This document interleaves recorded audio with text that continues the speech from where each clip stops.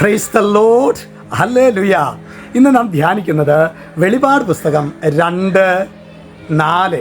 അവിടെ വചനം പറയുന്നത് ഇങ്ങനെയാണ്: എങ്കിലും നിനക്കെതിരെ എനിക്കൊന്ന് പറയാനുണ്ട്. ഇത് പറയുന്നത് പ്രിയ സഹോദരങ്ങളെ, എഫെസസിലെ സഭയോടാണ് പറയുന്നത്.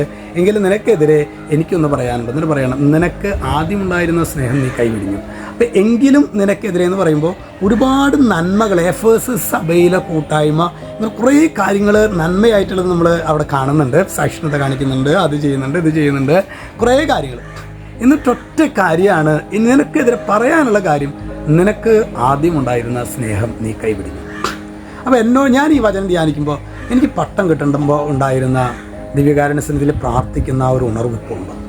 അല്ലെങ്കിൽ ഞാൻ കുഞ്ഞായിരുന്ന സമയത്ത് പ്രാർത്ഥിക്കുന്ന ഒരു ഉണർവ് ഓരോ വർഷം കഴിയുന്തോറും, ഒരുപക്ഷെ ഞാൻ കുർബാനയിലോ ശുശ്രൂഷകളിൽ ഞാൻ പങ്കെടുക്കുന്നു, ഞാൻ അറിയാതെ ഞാനതിൽ നിന്നൊക്കെ അകന്നുപോയോ, ഞാൻ കുമ്പസാര ശുശ്രൂഷ ചെയ്യുന്ന അറിയാതെ ഞാൻ ആ കുമ്പസാരത്തിൻ്റെ ശരിക്ക് ഒരു അനുദപിച്ച് പാപങ്ങൾ ഏറ്റുപറയുന്ന ആ ഒരു ചൈതന്യത്തിൽ നിന്ന് അകന്നുപോയോ. കുടുംബ പ്രാർത്ഥനയിൽ ചില അവസരങ്ങളിലൊക്കെ നമ്മുടെ ചില ഭൗതിക കാര്യങ്ങൾക്ക് വേണ്ടി കണ്ണീരോടെ നമ്മൾ പ്രാർത്ഥിച്ചിട്ടുണ്ട്. പക്ഷേ കണ്ണീരോടെ എന്നെങ്കിലും എൻ്റെ പാപം ഉപേക്ഷിക്കാനായിട്ട് ഞാൻ പ്രാർത്ഥിച്ചിട്ടുണ്ടോ? കണ്ണീരോടെ എന്നെങ്കിലും ഈശോയെ, എനിക്ക് നിൻ്റെ സ്നേഹം ഒരു പടി കൂടി അനുഭവിക്കാൻ ആഗ്രഹമുണ്ട്, ആ ഒരു കൃപ എനിക്ക് തരണമെന്ന് പറഞ്ഞ് കണ്ണീരോടെ നമ്മൾ യാചിച്ചിട്ടുണ്ടോ?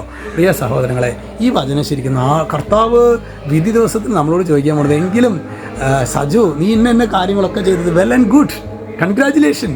പക്ഷെ എന്നിട്ട് പറയും, പക്ഷെ എനിക്ക് നിന്നോടൊരു കാര്യം പറയാനുണ്ട്, നിനക്ക് ആദ്യമുണ്ടായിരുന്ന സ്നേഹം നീ കൈവിടിഞ്ഞു.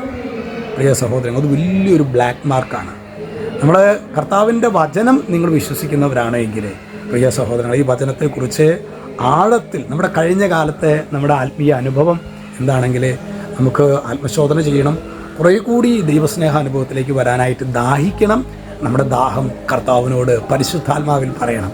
പരിശുദ്ധാത്മാവ് നമ്മുടെ ജീവിതങ്ങളെ അഭിഷേകം ചെയ്യും. ഹല്ലേലൂയ. യേശുക്രിസ്തു നമ്മൾ ഓരോരുത്തരെയും സമൃദ്ധമായിട്ട് അനുഗ്രഹിക്കട്ടെ, ഇപ്പോഴും എപ്പോഴും എന്നേക്കും. ആമേൻ.